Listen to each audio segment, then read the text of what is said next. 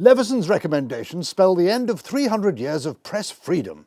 The whole idea of press freedom started in the 17th century when you needed a licence to use a printing press and get your pamphlet on radical theology or whatever printed.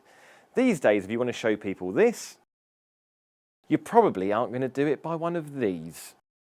Before press freedom, what you wanted published had to be approved by those who controlled the printing presses. And seeing as Britain is such a beacon of press freedom, that would never happen today, would it? But still self-regulation. I think that there should be government oversight of it, but broadly self-regulation of the press, because you must have a free press. That's former MP Louise Mensch giving her opinion on how the press should be regulated, with a bit of government oversight. And here's her opinion after she was given a lucrative column in The Sun by Rupert Murdoch. Because if our free press has some guts, some balls, they'll remember it's their job to hold politicians to account, not the other way round. I do love the smell of a free press in the morning. Regulating the press is undemocratic.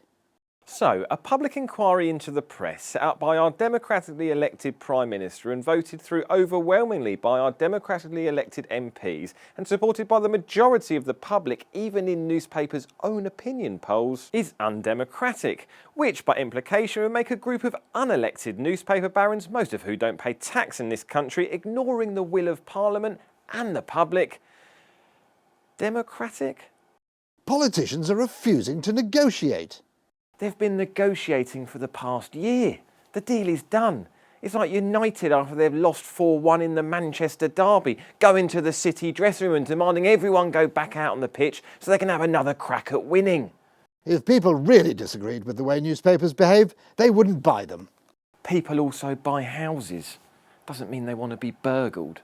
Press regulation is just politicians seeking revenge for exposing MPs' expenses.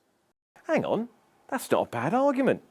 Although, it could be to do with the press hacking, blagging, bullying, distorting, exploiting, corrupting, and not being very nice to Stephen Fry. But it's probably those dastardly MPs.